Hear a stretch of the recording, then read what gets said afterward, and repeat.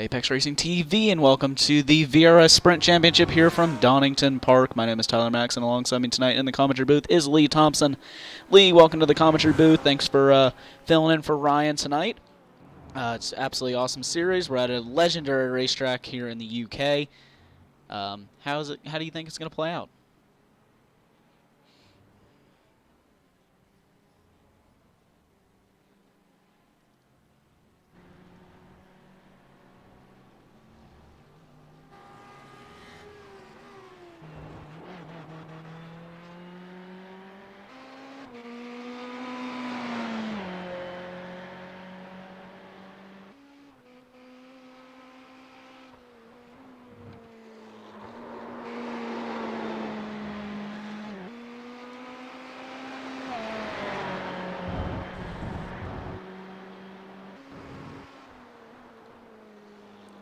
Yep, and now the broadcast should be able to hear you. I don't know why, but it likes to change up audio devices on me, so I don't know why it likes to do that, but we are here once again for the VRS broadcast. Sorry about that, Lee.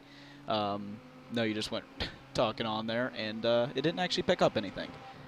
That's not a problem. Well, I'll say here we go again then. Yeah, it's great. It's nice to be here for the GT Sprint series this week, Tyler. I've not had much of a chance to follow these guys this season, so I'm glad that I get to watch them at Donington Park. You know, what a classic circuit. Fairly local to me. It's a tough circuit for these cars, really. It's pretty narrow, super fast, bumps. It's going to be tough for the guys, I think, to make clean moves out on track, but no doubt they'll get their elbows out fairly early on. You were telling me before the broadcast that we're going to expect one pit stop from each of the guys tonight as well. So it'd be good to see a bit of strategic variation in there as well. Yeah, definitely. Always good to see the strategic moves from each one of the drivers. Everyone seems to come up with something a little bit different than the next guy. No one even in this series, for some reason, seems to want to do the same strategy. And somehow, every single time, or for the most part at least, they seem to make the strategy work out pretty well for themselves. We are running the long version of this circuit tonight. I don't know exactly what that version of the circuit's called. We are... I think just full course, I think. Yeah. Full circuit. Or Grand Prix. Yeah, so we're running the full course of the circuit tonight. So it does add that little bit of the hairpin in there towards the end of the lap. So that should be great to see the drivers try to negotiate through there on the first lap. Obviously, this is a decently tight circuit for these drivers, so it should be interesting to see if we have any sort of contact on the first lap or any of the top guys start banging elbows. Yeah, I mean, it's going to be a tough first half of a lap especially, I think, isn't it? As we see the guys lining up ready behind the safety car. As they all funnel through Redgate and then into Craner Curves, I bet there's going to be a hell of a lot of cars still 2x2 as they try and go through Craner Curves. So we'll see how they manage to shuffle themselves out onto the old hairpin. Right, so let's have a quick run through the grid then as we get ready for this race here at Donington Park. We can see that Sven Haas is in pole position with a 124.691 with Javen Turman lining up alongside him in second. Third is Gerardo Ramos with Carlos Fenolosa in fourth. Van Visserven in fifth with Andrew Roos in sixth. Cyril Tavares in seventh with Ferran Circus in eighth. Salva Fernandez ninth with Make Furman in 10th. Juan Tapia in 11th with Jesper Derlich in 12th. 13th then is Miroslav Naslekia in 13th with Rodrigo Pietodo in 14th. Victor Aldana 15th with Timo Serbet in 16th. Nestor Ferrato in 17th with Dorian Lelire in 18th. In 19th then is Jorge Luez, and 20th is Lord Hoes. Marcus Sverza is in 19th. Richard, his characters haven't shown correctly for me on my screen, but we'll go for Spitzamala in 21st. Robert Plumley, that's a nice easy one, in 22nd. Jan Litz in 23rd. Fakunda Rossi in 24th with Fabio Uvendros in 25th. David Toffel in 26th. And then rounding out the back of the grid is Davy Van Den Abel in 27th in the two splits that went live for tonight's race. Alright, so we're just heading over to the grid. You've actually done probably one of the best jobs of anyone pronouncing all those names. I know how difficult it can be to do that, but as against Stephen Haase. He was on the pole last time, I believe, in that Audi R8, as they're going to work their way through the very short formation lap here at Donington Park. That is one of the special things about this track, is that it does have quite a short formation lap compared to others. And as they are going to work their way down the final corner now, and it is going to be Stephen Haase who is going to get on the green flag now. So the green flag will come out, and he will lead down into turn number 1. They're 2x2 all the way down through, and everyone is pretty much staying in line. No one moving around too much. Yeah, it looks like a good job from the guys through turn 1 there, getting themselves into order. Second place car off the grid was a little bit sloppy, really. Let Sven Haas get away off of the final corner, and we can see them already stringing out a little bit, and being more sensible than I expected. Good job, guys, as they work their way through the back of the circuit towards what things. Yeah, everyone working their way through. No incidents all the way through the field. I'm looking through here, and this is definitely one of the cleanest starts I've seen all season. From these drivers. Everyone keeping it clean and pretty much staying single file all the way through. We see that big gaggle of cars as they head up into the first of the right-handers, the double right-hander up the hill. That's one of the most difficult corners on the track, because it is a blind corner and very easy to make a mistake there, as Timo Serbit loses 2 spots to Nestor Farini and Dorian Levery, as I try to pronounce his names. But he is going to be the worst out of the 2 of them, and he is going to try to make that move once again, and he will not be able to get that move done. Yeah, so it's a good attempt going into Melbourne hairpin there, but I just say he's not quite going to have the line then as they come through final corner. Goddard's contact on the inside of Goddard, and the exit there. You see Marcus Spencer was one of the most involved, I would suspect, as the Yeah, so we're looking here at Robert Plumley. It did come up on here that he did have a crash, and so he doesn't have one there. He is able to get through quite nicely. We'll look down into this next corner. We'll see if that was the incident there. So as they come down, they are going to go 3 wide. And yeah, that's not going to work. But he actually did not have the incident, so I don't know why it came up as the incident for him. But we will focus back now on your battle for the lead. And they are pretty much now separated by just about a second up front. But the battle is still not closing down any in that midfield pack. Yeah, like I say, Sven Haas just building a little bit of a gap now. Seconds gap to Turman in second, with Babero Romas in third. It looks like most of the battle is in that midfield. We see cars 2x2 a little bit further back as they head towards the Essex, but not this time by. Good to see the guys mostly driving with a bit of sense in their heads. You know, so fairly long race, 40 minutes. We see another move into Melbourne hairpin, and it looks like that was pretty successful there from Delica, and also yes, Svertzer trying to recover from that incident in the previous lap as well. So like I say, yeah, long old race this for these guys really. Although we're calling it a sprint series, you know, it's still heading towards, you know, our mark, which is you know, a decent step up from, you know, skippies and about 20-minute races, that sort of thing. So good to see these guys playing a long game, and we'll see how much ebb and flow is going to be during the race. Definitely always good to see these drivers come up with something different. I do love the iRacing series that they are able to come up with. Now, just like you said, whenever we do say sprint series, it is close to a 40-minute race, so you could really call this almost a sprint endurance series. It's absolutely, I love these kind of races because it really is a test between how you can do over the long run. It's not like what you said, just like the skippy races where they're just 20 minutes short, so it's just how fast you can go right off the line. And these, it's really about your long-term pace, and it's definitely one of the most fun series to race on in iRacing. Obviously, just one class of cars, so you don't have to deal with the multi-class scenario like you do in maybe the Le Mans series or the IMSA series, which still are amazing series, and I do love those, but this is also a very fun series just to be able to race against your class and not have to worry about those multi-class situations.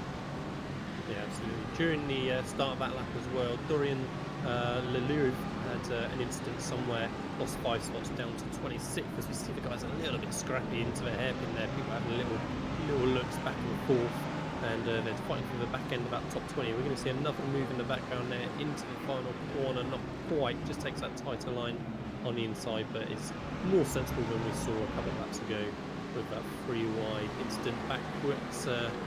hanging on to the back of the top 10 for Dato, and you can see a little bit of a gap breaking ahead. So we've got a few little groups forming now. You can see on the track map as well. So we've got like 1st to 8th, 9th and 10th in are a little space on their own, and then 11th back to 17th. It looks like everyone's a little bit queued up behind 11th place Rodrigo here, and we'll see who's able to recover and claw his way onto that top 10. One thing I always do enjoy looking at here is the logos for all the different cars. We can see all the different car manufacturers that are in this series. Last time out in Monza, we saw quite a bit of McLarens, none of which I see on this field today. So that's definitely a little bit interesting, considering it is a car that's got quite a bit of top speed. It's not the best through the corners, but this is a track that does have quite long straights. So it's interesting to see that we don't have any McLarens to be, for that matter, in this field. No, it is, like I say, it's interesting to see, and not a single one in the top 20 there at least.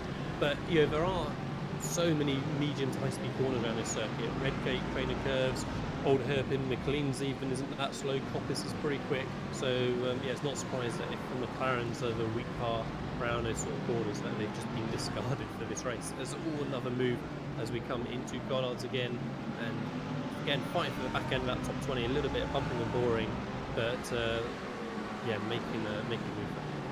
Yeah, and David Toth now up 7 positions. He is known for this in this series, starting from the back and moving his way forward. And I think he's done that now in every single race thus far this season. He's now up 7 spots. It seems to be that he always likes to make it difficult on himself to move himself out the grid, because obviously he does have some incredible pace when it comes to racing. So either he just can't get it right in qualifying, or he's just really good at racing. Sorry, Tyler. Yeah, I'm liking the livery on that R8 as well. Not the classic colours that I would think of a racing car, but it works pretty well for him. A little bit more understated than Marcus's car that we're looking at now with fluorescent and green at the back of the Focus back on this battle. It's 12th now, all the way through 16th. It starts out with Naranalis Gay, if I can pronounce that name, and it goes back all the way down to Jesper Durelka. So those guys all fighting there, as there is a change for position. That is Juan Carlos Tapia up into 13th, sorry. But he will be now fighting with Nalik Krask, and he will get that move done onto the front straightaway. If he can hang on to that, that is a different story. Yeah, absolutely. So Nostalgic was looking pretty racy there as I went through Goddard, but yeah, wasn't able to quite get the drive off the corner. Interesting to see the different places on the circuits where these guys are stronger and weaker in the different models of GT3 cars as well. But so it's looking fairly even between yeah, the Merc here and the Ferrari behind. That Merc was very, very twitchy as he went through Craner Curves. I can see the front end moving around as he was trying to correct for the race now. So looks a bit of a handful. We'll see if I can possibly. I'm just looking to see if we have. Oh, and that's one driver off, and that is a big off for him. And we'll try to get a replay of that one there. So he comes up the hill, and yeah, just loses it. I wonder if he lost it on the grass. Yeah, maybe. I mean, it was perfect timing. I just said about how nervous that car looked on the rear, and it just stepped away from it. It didn't really look like it was even grass contact, was it? It just turned in and the rear kicked all around. He is able to compromise for it and get the car back under control in 16th place, but he has lost quite a bit of time and positions in doing so, so definitely not ideal for him. And he's also got Timo Serbid all over the back of him now. And David Toth up now 8 spots from his starting position. He's up at 18th. We'll keep an eye on his progress as the race goes on. Victor Adela also up little few positions, but he is quite close now to that Mercedes-AMG of Rodrigo Predictero. So those two getting decently close, but the field is now starting to spread out. Yeah, and again, we can really see how much the top 5 have broken away as well. So that is a decent chunk of the gap now. We're looking at 5 seconds between 5th and 6th. So they're making a bit of a run for it. And it's going to give them much more options, of course, with what they want to do with the strategy. You know, they're going to have that little bit of breathing room if things don't quite go right. So perhaps those guys will play it a bit safer maybe and feel a bit more secure that they've got that top 5 kind of locked in. The rest of the field though, it's really looking pretty busy, like you said, especially from this 12th position back, where I'm just seeing lots of orange in my my timing intervals. The group is all battling pretty well. Siebert has a little nose into the S's here just to show himself in the mirrors, and we'll see how the Starlet does with coping with that twitchy rear on the Ferrari, and whether he can keep it under control now, as it's off in the background, very deep on the brakes into the hairpin, and gets a decent drive off board as well, gained it a little bit just through the corner there. On board through Goddard's again. A little bit wide from Siebert there as we went through Goddard, so we'll see how Toff does on the run, and in fact he's got pressure from behind as well from Undras. Yeah, we're just 1/4 away through this race now, so this field is definitely not slowing down anytime soon. Jesper Dorelka now, he has lost some positions, now 12 spots down off his starting position, so definitely looking like he's struggling with the car, struggling with the setup, something in that matter, but he is battling now with Federico Rossi. So he is able to get by that Ferrari there, and you can see him all sorts of in the grass going down the hill. So that car looks to be a handful for him, as David Toth now is looking maybe make up another spot as he's really sideways is Fabio, and we'll try to get a replay of that one. It just looks like he just lost it.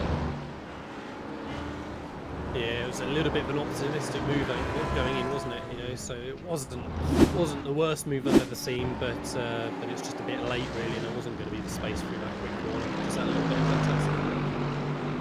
Yeah, but now we're looking at this battle now, just 0.2 of a second between them, and we'll jump back now here to Davy Bailey, and he will get that move done. So Fabio now losing even more spots from his original. From his spot just a few corners ago, and then making that mistake definitely hurt him a lot. Rossi also looking for a move and not able to get that done either. Yeah, I think maybe Rossi's got a little bit of a problem. He was looking quite slow earlier on the lap, so whether that was just a slowdown penalty that he was trying to serve, I don't know, because he's looking racy again through Melbourne hairpin there a second ago. But for sure he was dropping back quick when we were watching him a minute ago. Toff isn't really able to pressure the Starlet anymore. Then it looks like the Starlet's just found that little bit of rhythm again. He was only a couple of tenths quicker last time by, but it's just creeping away corner by corner from the set. Just able to creep away just a little bit. Now just 0.6 of a second, but the close battle now between the two AMGs is still not going anywhere, but it is spread out just a little bit more. Tapia now just half a second back from Aladdin ahead of him. So it's the Mercedes battle, you could say, between the two of them. They are staying decently close to each other and keeping each other at bay for now. Then we got the 4-car battle for 22nd. That is Dorelka, Abelie, Levery, and Rossi. That is your 4-car battle for 22nd. Currently also being led by Fabio Undras. So that now it's actually a 5-car battle, I'm sorry. Yeah, and looking a bit racy again as they go into the hairpin, but Undras has got it under control this time by. So we're starting to get to the point, aren't we, where we might start seeing some of these pit stops as guys look to try and maybe get out of a bit of traffic or try and make an undercut as well. The Starlet is under pressure again. He must have had an incident last lap, because I just said half a lap ago he had broken away from Toff, and all of a sudden Toff is right on the back of him. So looking at the timing, it might be more of a super quick lap from David Toff, 26.47. Quickest out of everyone from like the top 6 back that time by. So Toff has had it hooked up. Yeah, David Toth definitely doing an amazing job there to close that gap up. He's currently up 10 spots, and he does this every single week for some reason. He always starts in the back, and I've just now noticed that pattern now for these last few weeks. He's always started in the back and moved his way up. Don't know if he's just trying to impress us up here in the commentary booth, or he just really enjoys moving his way up through the field. But he always does it, and he does it super clean as well. And he's definitely got the pace in that Audi to do it. Yeah, you say looking strong, just needs that little bit of consistency maybe to to be in a stronger position from the start as Nostalgic locks up on the braking into the hairpin and just hands that position straight to Top. So he's not going to quite get the drive off for Goddard. And yeah, go taps back in. So yeah, that Ferrari certainly looks a real handful. Whether that's just his setup or whether that's Ferraris in general, perhaps I'm trying like that hard look at some of the other Ferraris on track. But for sure, that is not the car that I would want to be sat in today. I was going to mention, as we saw Tapia there very briefly, that it looks like on my screen I see a bit of front end damage from Tapia as well.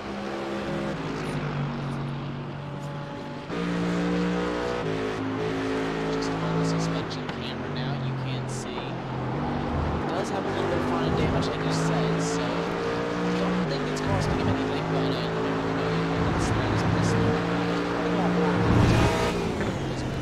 Any sort of steering damage that will cost him any sort of time, maybe just a little bit of time down these straightaways, but nothing too crucial that's hurting him too bad. Andrew Ruse now on the back, or yeah, actually, sorry, on leading over top of these, and for this battle for 6. So that gap between 5th and 6th is now extended out to 7.5 seconds. Ben Besser is in the No Nonsense Racing car. He is up in 5th. He's done a great job now just to extend that lead out. Yeah, it's interesting looking at the times as well. There really is that visible gap between the top 5 and the rest of the group. Top 5 have all got a best lap in the 1 minute 25s. Slowest of those 1:25.75. And then the next quickest car on the fastest lap is a 26.4. So nearly a second difference between the fastest lap of the top 5s and the rest of the field. So they really look like a separate race going on from them. Haas as well really still. Great job to get away from the rest of the field. You can see he's all out on his own. Then the battle for 2nd is still kicking off here between Dorito Ramos and Javon Turman. So those two still going at it just a little bit. It's just 9/10 of a second though, nothing close enough to make any sort of a move yet. It's possibly if Turman makes a mistake or Ramos is able to catch up just a little bit. He's down now to half a second, so he looks as if he's taking the second option of catching up, and he's doing a great job to get that car through the final second. Yeah, it's quite a difference tonight racing between these two guys. 8,400 for Ramos and just 5,599. I say just. It's still a heck of a lot for Turman. But Turman I'm seeing is 3rd in the championship overall for the season, so obviously he's running very, very strong. And it's going to be crucial to keep that 2nd place. It'll be interesting to see again how these guys do in the Z4s as well. They both look really stable as they go through Craner curves. I just see Ramos touching a little bit. The short break is over from the old head.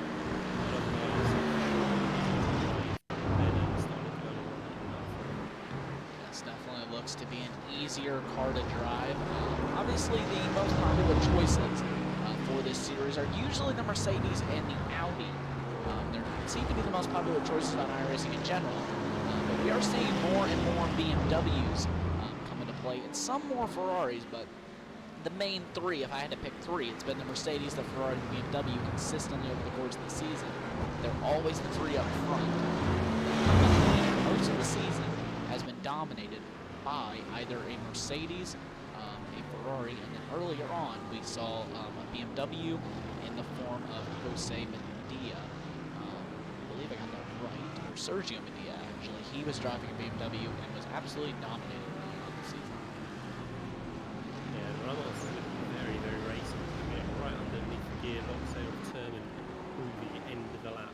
Really trying to put the pressure on as they come towards pit stop time, as we were talking about that earlier on. David is off here, caught the cars in front of him, so he's broken away from Starlet. And he's now chasing Nesta Ferrati and Juan Carlos Tapia for 14.30 as Ferrati, Ferrati, also in trouble now. There we go, we'll go back. Yeah, having a already moved on 13th position. But I think Toft just wants to bide his time here, and he may feel that he can then nip past when these guys ahead continue to do that bit of squabbling.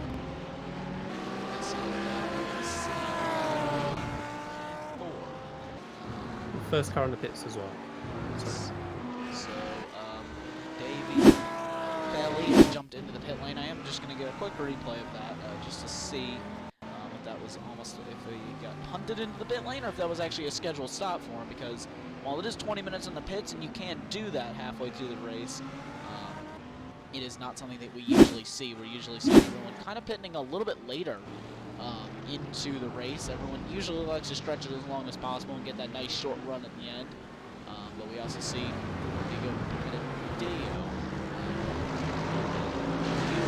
chases down a big Mercedes ahead of him, Fernandez, and tries to move himself up like 4 positions. Yeah, it certainly didn't look like there was any damage on Abel's car when he went into pit lanes. Like I say, it certainly looks like he's taken that early risk and trying to yeah, maybe get out of some traffic and just do something a little bit different. Just going through a little bit of a calm spell maybe in the race as these guys now, let's say, halfway through the race, as you said, and just getting themselves figured out for what they're going to do continuing on. I'm seeing David off on the timing screen putting lots of pressure under Tapia as well still for 13th, 14th place. He's side by side here as they go through Grainer curves. Can he hold on the outside to have the inside now for Old Hairpin? He can beautifully cut across and should get just about enough drive off the corner. He does to hold on to that position. That's what he should be looking secure. He says is actually back up the inside. Comes Tapia, Toff still trying to hold on to that position, gives a little bit of racing room, perfectly judged from the guys, and where are they going to be looking as they head into Coppice now. Toff, can he get slowed down on the apex enough? And still not quite over. Tapia, excellent corner, and is straight back up the inside. He needs to get the overlap if he wants this move into the S's. He is going to try it, but it isn't going to be enough. David Toff now 13 spots on the starting position, to 13th place. Now he's got quite a big gap now, 2.8 seconds to catch up until he gets up to Alonda for 12th spot. So he does have some work to do on his hands. Tavares will try the undercut. Yeah, Tavares from 7th, I think he was, in pit lane as well. So, God, how rough that pit lane box is. This car bounces across the pit boxes. But yeah, so guys starting to come in now. Surbert in as well from the 17th position. Drivers come into the pit lane. We are just about halfway through the race, so I am expecting in the next 3 minutes we will see the majority of the people start to come into the pit lane. So from 3 minutes, just about 25 minutes to 35 minutes is when usually the normal pit stop window is. Usually 35 minutes, about the maximum they can bring these cars. Tank of fuel, and they must come in. Usually we're seeing anywhere from 25 to 30 minutes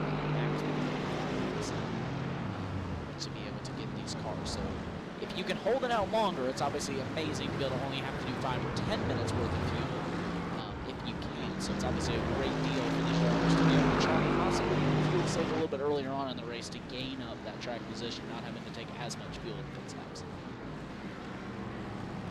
Yeah, and Turman under lots of pressure there as they came off the hairpin just as we cut away. Should have just about been safe, I think, as we go back to Nostalgic with that nasty, nasty Ferrari, and manages to hold on through the hairpin that time from Ferrarotti.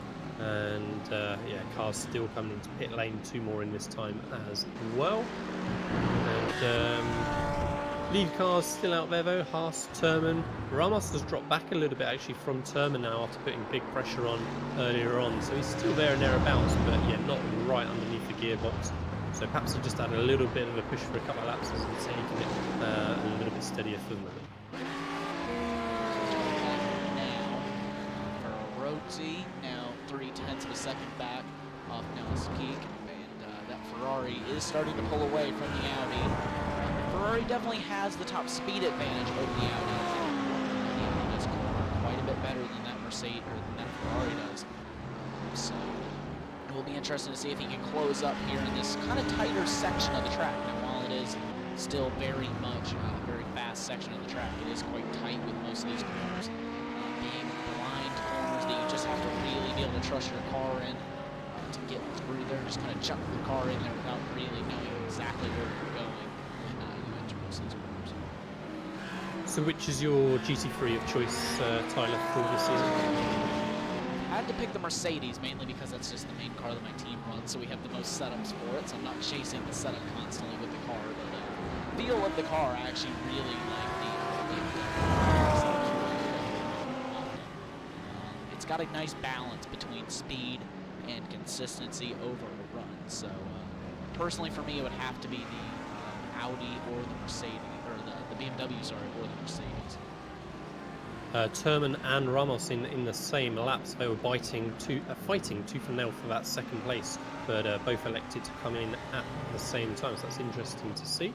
Yeah, I liked. It's been quite a while since I jumped in one of the GT3s, but for sure Z4 I used to enjoy running. That felt good underneath the seat.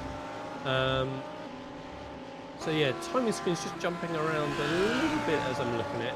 But Turman and Ramos, I'm confused as to whether they're in pit lane or not because the timing screen keeps changing its mind. So maybe we'll scratch that for now and see how things shake out. See if I can get it to update here by going back to one of the front cars. For some reason, the timing screen likes to do this, where it just likes to randomly rearrange on us. Let's say that I've even had cars come up as crashed before in this series, whenever they're not actually crashed. So we are just going to focus now, just 0.4 of a second. You can see the speed that David Toth has. He's able to catch up 2.7 seconds, I believe, to Victor Alada in just a span of 3 or 4 laps. So he has definitely got the pace to bring that car into a top 10 position once the pit stop phases have cycled their way out. Currently he is in 10th, but he has not pitted, and I know several drivers behind him have. So he should come out just about 11th or 12th. Yeah, looking super close underneath the rear wing is Toth there on Aldana as they head through the back of the circuit, through the famous Craner curves. Of course, you have that image in your mind of Senna in the classic McLaren colours going through Craner curves back in the 80s, and these guys are very different machines, but still just such a challenge, I think, for even these modern day cars through a corner like that. See how much tighter Toth is able to be through the apex there, and that's enabling him to get a run straight away on Aldana. Dives up the inside, beautifully done. Great example there of just how racing lines work, really. It didn't look like on its own Aldana had that bad of a line, but Toth was able to just carry so much more speed through the apex on that tighter line that he got the move done even in that short little straight in between. Rossi jumps into the pit lane, so he will jump in from P23. So nothing that will affect your leaders at this stage. Everyone up front staying pretty sizable gaps now. Hassan now with 9.3 seconds now, so he is absolutely gone in that Audi. He has got some incredible pace when it comes to that racing pace. Last time around, he was 2 tenths faster than Yaman Turman in second place. I'm just interested to see his competitor in the Audi, David Toth, who has definitely been rapid up the field, and he was about 1.2 seconds faster last lap than him. So that just kind of shows you how much pace he really has got. He's able to just pull away out front, now stretching his gap to almost 10 seconds. Yeah, like I say, Haas looking like the class of the field out there. Like I say, just running such a high pace so consistently. But yeah, really building that gap. Back in 15th, 16th place, looking like a nice battle between the fluorescent colours of Sverza and the more calm, lovely dark blues there of Mike Thurman as they again head out the back of the circuit, working their way towards McLean's. Kicking up the dirt in places as well as these guys pushing hard, trying to use every last little bit of track. Both hit the apex pretty well as they went through McLean's there, but yeah, Sverza is looking like he's just got that little bit of breathing space to keep things under control for now. Good job from him, just able to keep that car up ahead. Those 2 Mercedes there, evenly matched on power and on cornering speed, so pretty much comes down to the drivers at the end of the day there. So they are able to get that real good. And we do see several drivers into the pit lane now, as we're seeing just about 3 in the pit lane now, and you can just see how bumpy that pit lane is as they work their way down through it. So we'll see where now as Crack comes out. He will come out in 8th place. So is able to make up quite a few positions there. And Boss Vesser, I believe that some people are still yet to make a pit stop. We haven't really focused on him much in this race, but he has dropped down 2 spots. So we can see 2 drivers that for sure need to make a pit stop, but we'll be interested to see if they make any already for you. Yeah, like I say, looking pretty strong from him at the minute. We'll see, as I say, how things shake out as the remainder of the cars make those stops. Haas, I think, is actually in pit lane as well, so leader is in. As we said, he should be looking comfortable, but he gets a clean stop, stops in his pit box. P2 as well, Ramos. How is he going to come out with Turman? Them two were battling hard before pit stop, 2nd and 3rd place. So Turman, I'm seeing about to come up to the final corner now. There we go, as we see him right on cue. Thank you, director. And where is Ramos going to come out of pit lane? A little bit of wheel spin for Turman off the corner there. Oh, Ramos is already away. He's not got the momentum though, so Turman blasts straight past and comfortably holds on to that 2nd place. And that will now extend that gap out to just about 1.5 seconds. So that is a big loss of time for Ramos in the pit stops. He should have had a shorter pit stop, being that he came in just a little bit later, maybe trying to give himself a little bit more of a cushion on the fuel. It's always good to lose a second in the pit stop than to have to come in and make another one. Not maybe enough fuel, can't say before. Everybody has. It's a very easy mistake to make, especially in these VRS races, being that they are not a lapped race and they are a timed race. It's very easy for the leader to go over the time that is needed for the race, because if they just cross the line with 39 minutes to go, that's 1 more lap before they get the white flag. So being that these lap times are a minute 25, they're not as long of a lap time as, say, maybe a Monza or something, but they still have got quite a bit of time to go around. It's not like they can just really baby that car home to get that car in for get that car around for another lap. So they just really have to always make sure that you've got a little bit of yeah, and Turman certainly doesn't look like he's taking it steady. Seen him kicking up the grass numerous times on this lap. There you go, right on cue again. Kicks up a little bit of the grass on exit of the final corner. So he's really trying to make sure that he doesn't give Ramos a chance to get on the back of him, and he keeps this little bit of a buffer that he's got at the minute, 1.5 seconds, as you said. So good to see these guys really trying to push the limits, and it's good to see, a classic circuit with actual grass on the edge of the circuit as well. So, if they do overstep by another 30 centimeters or something, they're in real trouble, rather than just having acres and acres of tarmac. So, yeah, these guys really trying to push hard now on their outlaps on their fresh tire. That's one thing that's amazing about these classic circuits, is that you just really have to be on your game. You can't be making mistakes like you can at, for example, Coda, where you can pretty much go a mile off the circuit and still be on some asphalt.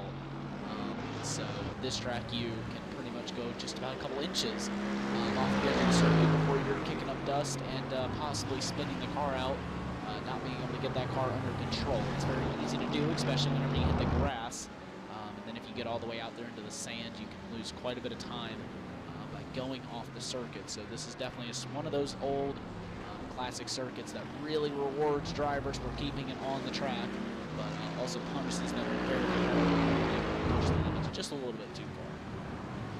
Yeah, and also just to correct myself a minute ago as well, I suspect I misspoke, and none of these guys will be taking tyres, will they, Tyler? It's just fuel stops that they make, right? Yes, it is usually only fuel stops. I haven't seen anyone make a tire stop this season, at least. Maybe in some of the bigger tracks, like Nürburgring or something like that, where you can kind of get away with doing a tire stop. People possibly would be making them, but mainly for 40 minutes, you can just kind of get the tires to the end quite easily without having too much wear on them if you want to. So just to clarify how we're looking then after those pit stops that we made, looks like everybody has made their pit stop now. Yeah, Sven Haas still looking very comfortable in front, 12-second lead over Jaden Turman, who is got more of a gap than Pitardo and Aldana here, as Aldana all over the back of Pitardo into turn 1. But yeah, Turman has got that 1.7 second lead over Ramos in third. Then it's Fennolosa, another 3 seconds back in fourth. Basvissa turned out in fifth, so that worked out pretty good for him through pit stops. Andrew Roos in sixth. Circus in 7th, Cyril Tavares in 8th, David Toff in 9th is where he's come out, so 17 positions gained as we've been talking about during the race, and 10th place is Meg Furman just ahead of this hard battle that we've been watching through this lap as I've been talking.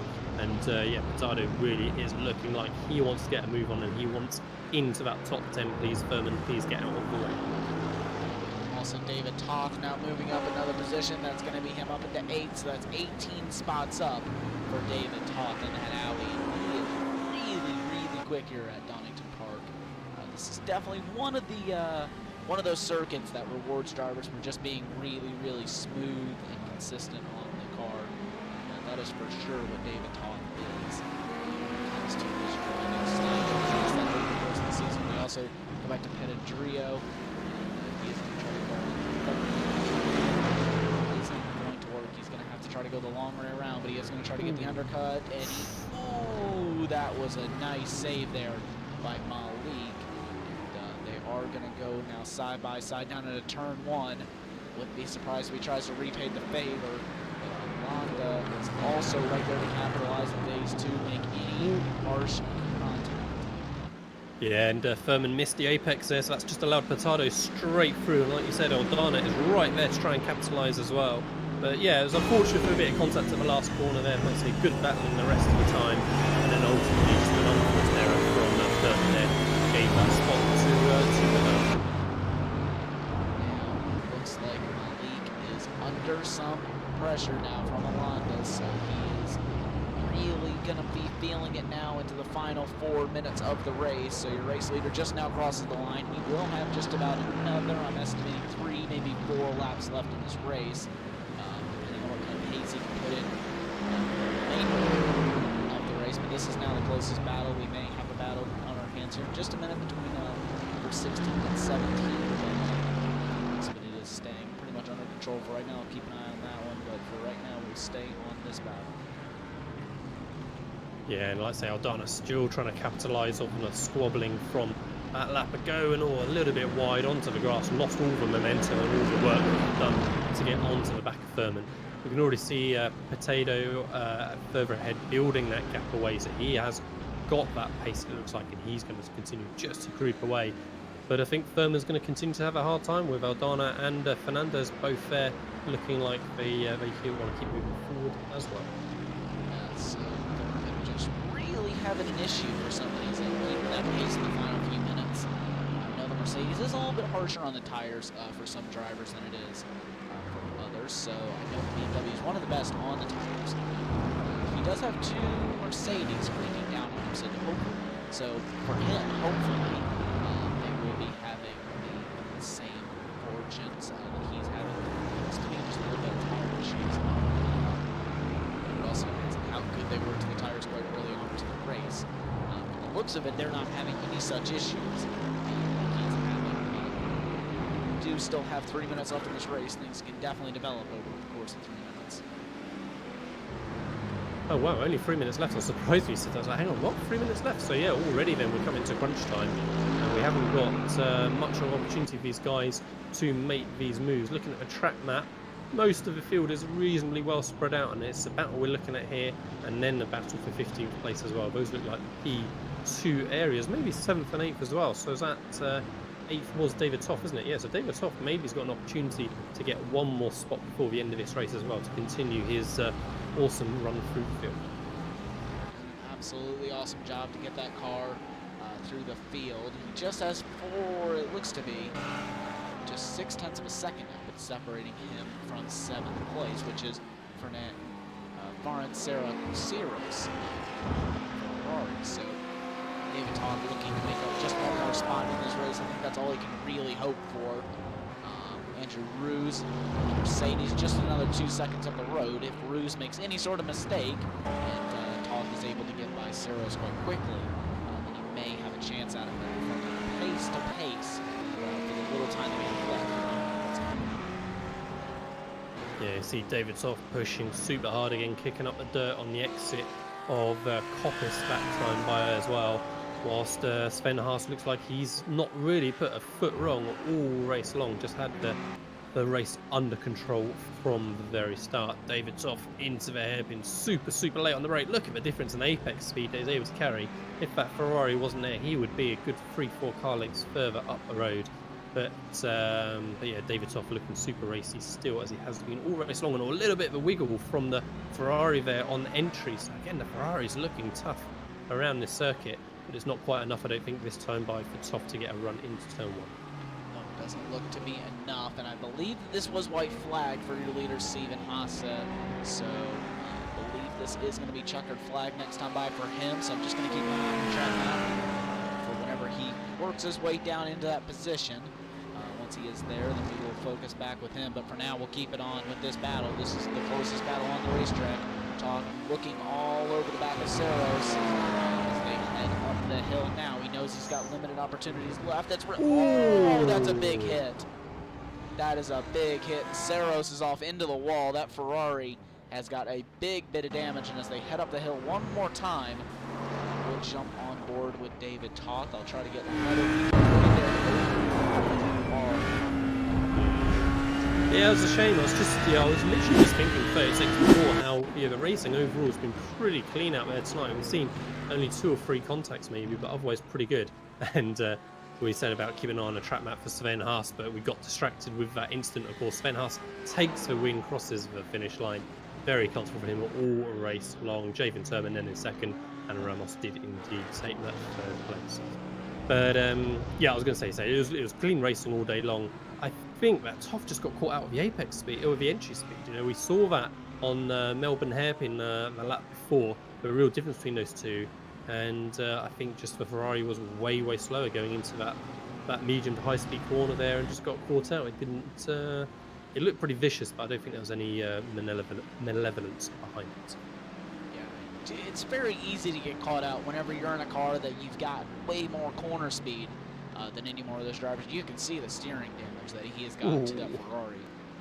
So it's very easy to get caught out behind somebody whenever you are so much faster than them going through a corner, and especially a corner like that. It's a very high-speed corner. And it's not the easiest corner to get slowed down, and you're not really expecting the driver in front of you to really slow this car down like he did. So I can see where, it is a little bit on him for not able to slow that car down. But nonetheless, though, he was able to make the move nonetheless by punting him. But yeah, it's a very easy mistake to make. I can't say I haven't made the mistake a few times myself. It's definitely not something that you do intentionally. Didn't look intentional. It's easy to get caught out, and especially whenever you're trying to go for position, you're not really expecting the driver ahead of you to really slow the car down. Yeah, as you say, it's an easy one to do, and it's a shame because it was looking like a cracking race from Toff all the way through there. Right, so let's clarify the race results then for the VRS GT Sprint Series from Donington Park. Sven Haas, as we saw, lights to flag victory, 13.9 seconds in the end. He had it under control, but he was running at a super quick pace the whole race, really. Didn't really seem to take his foot off throttle. Javen Turman then did hold on to that second position. We saw him under lots of pressure, like mid-race or so from Ramos, but in the end, Ramos just didn't quite have an answer for him, finishing 2.5 seconds further back. Carlos Fernandez then, or Finalosa, sorry, in that 4th position. Bas Visser in 5th with Andrew Roos in 6th. David Toff in 7th with Cyril Tavares in 8th. Rodrigo Petedo in 9th with Mark Feynman in 10th. Victor Aldana in 11th with Salva Fernandez in 12th. Juan Tapia in 13th with Farron Saros in 14th. Miroslav Nastilik in 15th with Timo Serbet in 16th. Richard Spellerman in 17th with Jorge Luis in 18th. 19th was Fabio Unvadros. 20th was Davy Abelli. 21st, Rob Plumley. Marcus Sferza in 22nd. Bakundi Rossi in 23rd with Jan Litz in 24th. Nesto Ferrotti in 25th with Dorian Leliv in 26th. And finishing 19 laps down was Jesper Derleka in 27th position. Yeah, unfortunate end to his race, but I believe that is going to be it here from the VRS Sprint Championship from Donington Park. And that will conclude our day here. Your winner, again, Sven Haase. Absolutely amazing job by him to get the car to the end. And to win in that sort of style, he won obviously by quite a margin in the end there over his rivals. And excited for the final round of this championship, which is coming to a close next Tuesday at 2 o'clock Eastern Time, 6 p.m. GMT. So this is going to be an absolutely amazing end of the championship. Next time out, we are in Imola. Just as I We are look at Imola, sir. Super fast. We are at Imola. Thank you, Lee. Yes, we are at Imola next time out. Awesome track. Definitely suits these GT3 cars quite well. Is a great track to get those cars around, and a very challenging track for some of these drivers if you haven't driven it before. Absolutely amazing track to go and drive. An amazing track to go and drive these GT3 cars at on Tuesday afternoons. And I believe that will be it from us here at Apex Racing TV and of the VRS Sprint Championships here from Donington Park. We do thank you for joining us another week of the VRS Sprint Championship from Tyler Maxson and Lee Thompson and everyone else here at Apex Racing TV. We'll see you next time.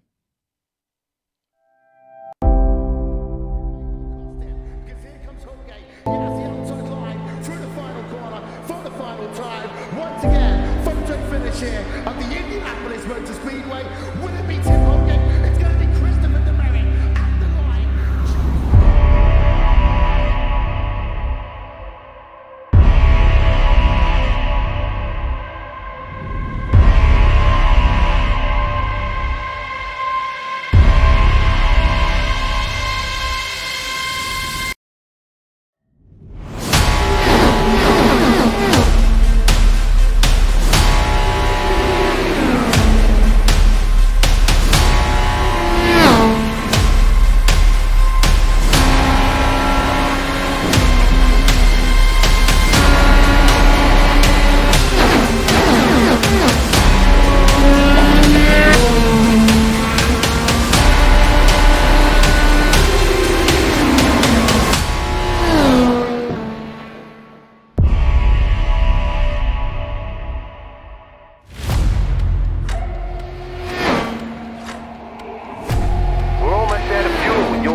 Coming for a splash.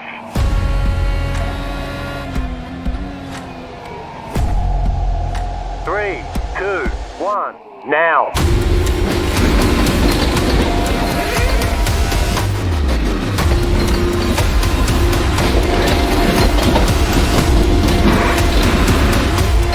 All clear, punch it. Great job, you did really well.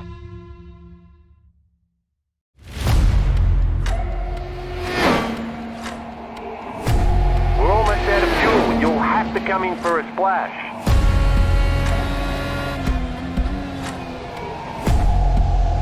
3, 2, 1, now.